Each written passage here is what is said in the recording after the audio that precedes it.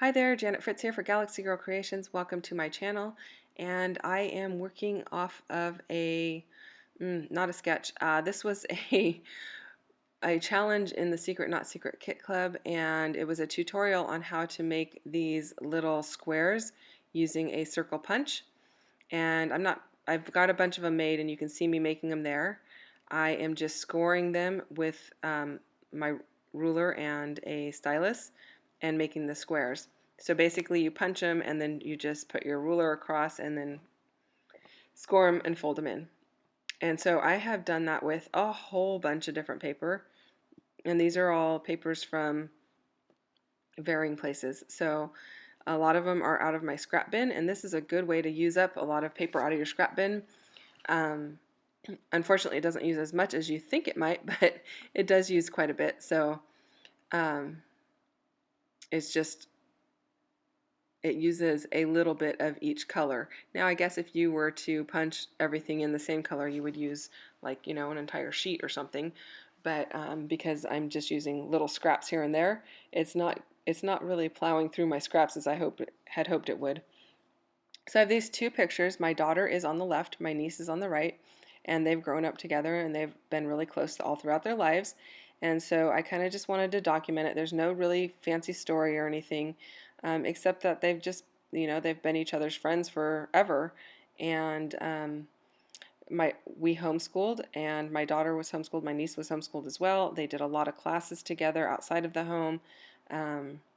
So they were in Girl Scouts together and 4-H together. So they've just been more like sisters than um, than cousins because they have been so close. So I am playing with these squares, trying to figure out where I want them. They are slightly larger than an inch, um, just because that was the dimension of the ruler I was using. If you wanted something really, exactly a certain size, you could measure it that way, but I was kind of trying to be quick. And so I just used the width of my ruler as the dimension or as my scoring line on those circles. So also I have it on this paper that I'm kind of playing with, and I'm like, it's white paper. I wanted all those patterns to show up. There's a lot of pattern on there. I didn't want anything super conflicting with it as a background, so I thought I'm just going to leave it on the white. But the white wasn't really doing it for me, so I thought, let me ink up a bunch of the edges in this pinky peach color. And so I do that, kind of trying to play around and figure out what I want done. In the end, I'm not really crazy about it. I don't know. It wasn't doing it for me. But I stuck everything down because I thought, well, this is what I'm going to use. So here I go with my liquid glue, sticking everything down, thinking everything's going to be fine. I'm going to just leave it like it is. I also don't want those little squares stacked up perfectly against one another. I want them a little bit off center from the square below it or next to it. Basically, I didn't want a lot of intersecting lines um, between the rows, if that makes any sense. So the liquid glue is pretty helpful because you can put it down and you can slide it a little bit left or right, or up or down, and kind of play around with where it goes to some extent. I'm not going to be like sliding it all the way 3 or 4 inches away. I'm just kind of like sliding it around just to kind of make it nestle in a little better.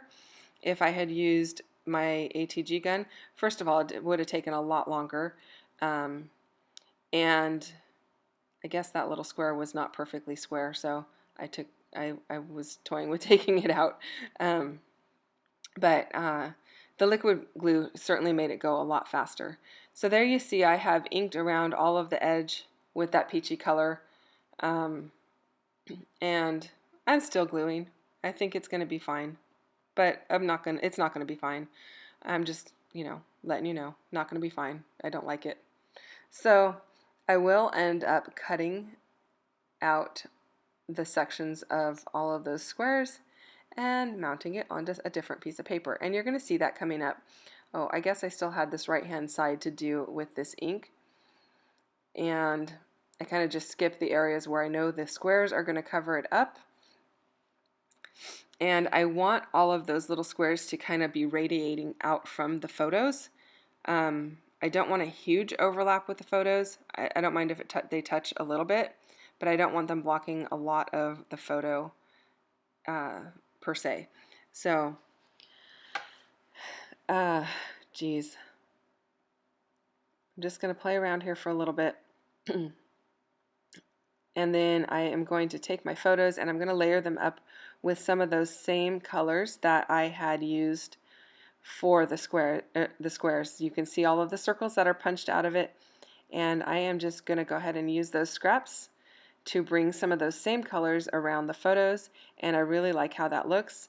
And this is another good way to use up scraps, that you don't have to have a full sheet behind your photos. It doesn't matter if there's things punched out of it, as long as there's enough of an edge to show it, it works. And you don't even have to have it all the way around your photo, as long as you've got some layers on multiple sides to bring those colors across. It doesn't have to go a complete square around, and I don't even really measure to make sure everything is perfectly matted. I kind of like it so that there's a slight angles here and there, and it kind of just looks like the papers are stacked up underneath the photo. And a really good tip for this is don't use a ton of adhesive on the edges of your photos if you're doing that, because you can still tuck things in.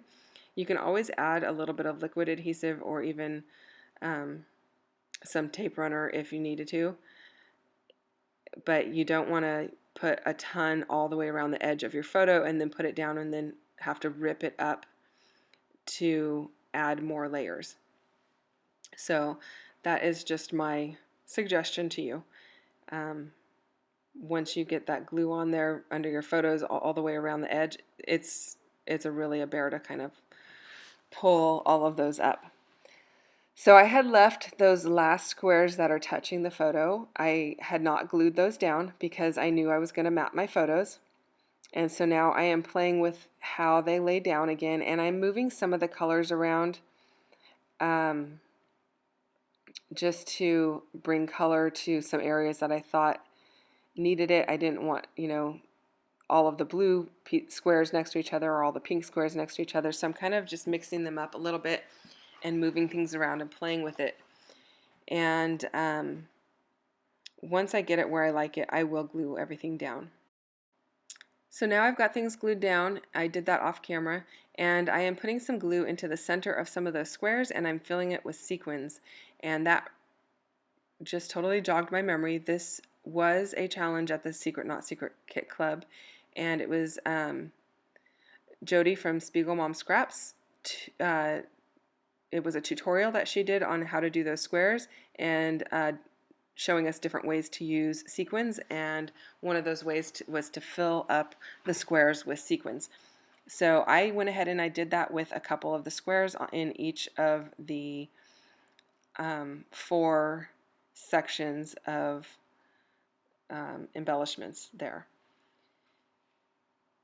And I don't really remember which particular sequin pack these came from, but they do have a lot of those pinks and kind of some golds in there, and I like the way they look. And this Nuvo Deluxe adhesive holds the sequins in perfectly.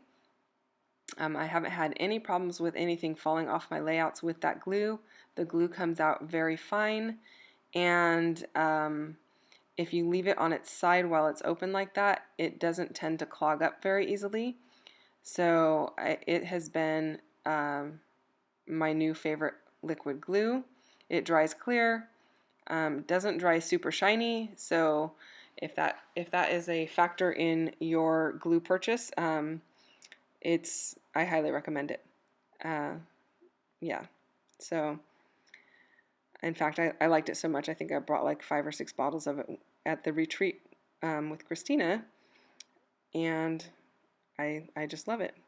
And so now I still think I'm going to use this same white background, and I am adding some blues and pinks mist, and that's just some Heidi Swapp mist, and I think I'm going to go ahead and use this black and white diagonal stripe paper around the outside. And that was when I decided, you know what, no, I like the black and white diagonal. I'm going to cut everything and put it down. And you can see there I kind of tested it, because I could have put some paper back behind that white sheet and put it back together. So before I cut it completely off, I went ahead and tested it. So I basically just fussy cut around all of those squares and the photos, and then I adhered it onto this diagonal striped paper, and that paper is from Chasing Adventure from Jen Hadfield, and I like it. I like it a lot, so I bought a bunch of it when they had it super cheap at Joann's, just so I'd have a lot of black and white diagonal stripe in my stash. So I am titling this "You've Got a Friend in Me," and I thought putting the title right on the layout or right on the photos was the perfect solution, because I wouldn't know where else to put it. There's so much texture with all of the little flaps of those circles, the squares, the circles that are turned into squares. There's so much dimension and texture that I didn't really feel like it was going to stick well, and so it went really well right across the front, and yeah, it made me really happy. So we are coming up to the end of the layout. I am just going to go ahead and adhere these down with some liquid glue, because as we all know, American Crafts, their little letter stickers do not stick, and those ones were from I want to say Glitter Girl or Box of Crayons, and that's a Chamel collection. And once I get that all put down, I am going to be pretty much finished. Thanks so much for watching. If you have any questions or comments, you can go ahead and leave those down below, and I will respond as quickly as possible. And close-ups are going to be coming up in just a few moments. Like and subscribe if you don't mind, and you can finish watching me add just a few more sequins into each section, and these are blue and silver they're like cupped flowers, and so I really like how those look on top of some of these blue squares.